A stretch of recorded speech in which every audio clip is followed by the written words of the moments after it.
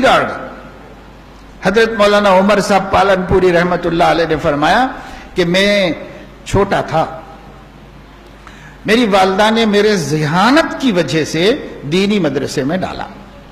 ماشاءاللہ ان کی والدہ دیہات کی ایک خاتون تھی، لیکن کتنی سمجھدار تھی اس کا اندازہ کریں وہ مولوی لوگ جن کے سب کے بچے اسکولوں میں پڑھ رہے اس زمانے میں۔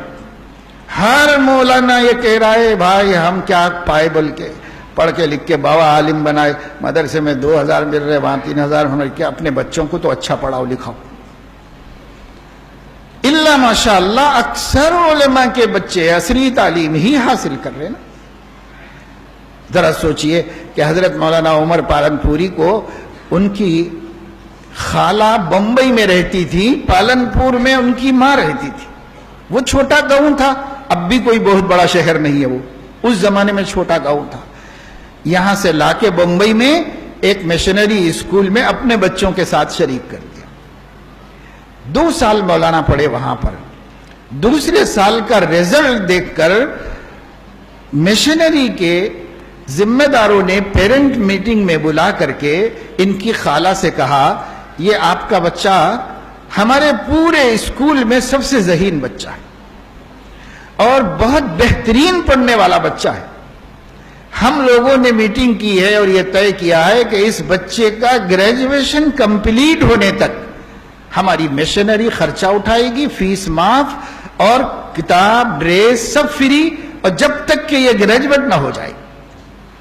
دوسری جماعت سے گریجویٹ ہونے کے لیے آپ سوچئے 13 سال اور پڑھانا ہے۔ 13 سال کی ذمہ داری پوری ان لوگوں نے لے لی، اتنا ذہین بچہ تھا۔ اور اس کے بعد یہ بچے کو چھٹیوں میں گھر چھوڑنے کے لیے خالہ پالنپور کو لے کر آئی اور خوشی کے مارے اپنی بہن کو بچے کے یہ کمالات بھی سنائے۔ اس کو سنتے ہی وہ دیہات کی بھولی بھالی ماں کیا کہتی ہے، آج ہم میں سے ہر ایک کو سوچنے کی ضرورت ہے۔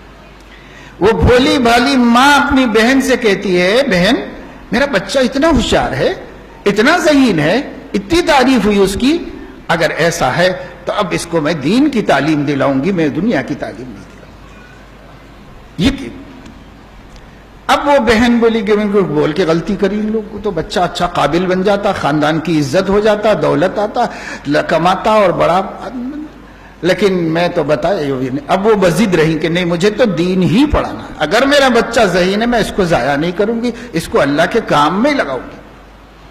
چنانچہ اس ماں کی قبر کو اللہ تعالی ٹھنڈی فرمائے، جس ماں نے امت کو ایسا بڑا عالم دیا، آج اس مدرسے میں ڈال دیا۔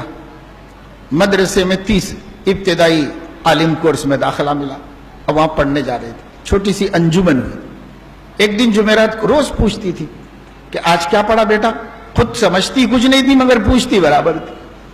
ایک دن کہنے لگے بیٹا آج کیا پڑھے، کہا اماں آج پڑھائی نہیں ہوئی، آج انجمن ہوئی۔ کہا انجمن کیا ہوتی ہے، کہا اس میں سب لوگوں کو تقریر کرنا پڑتا ہے۔ آپ نے بھی کی؟ ہاں میں نے بھی کی۔ تو مجھے بھی سناؤ بیٹا۔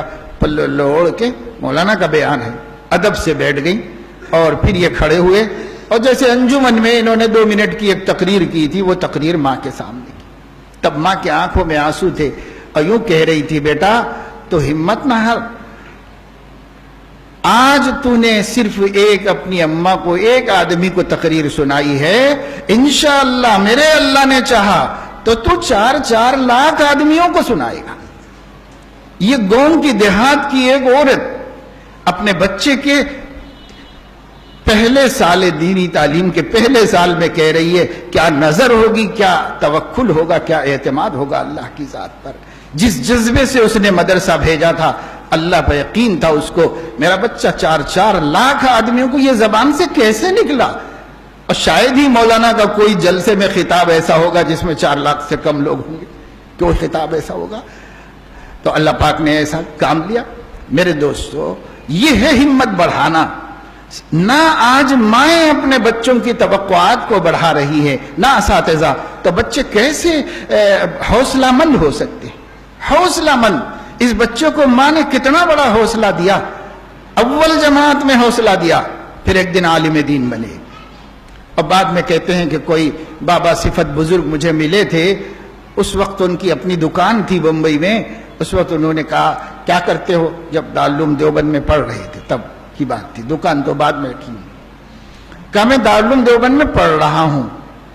تو اس اللہ والے نے جو مجذوب صفت کوئی بزرگ تھے، انہوں نے مولانا سے کہا کہ اچھا تم علم دین حاصل کر رہے ہو، قرآن بہت کثرت سے پڑھا کرو اور قرآن کریم میں تدبر کیا کرو، خدا تمہاری زبان میں اثر دے گا.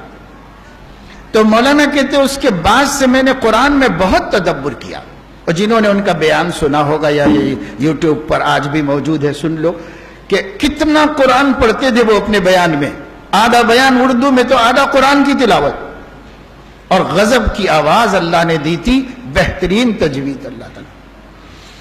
تو قرآن پڑھتے دلوں میں اتار دیتی تھی، زلزلہ پیدا ہو جاتا تھا لوگوں کے اندر جب وہ قرآن تلاوت کرتے تھے.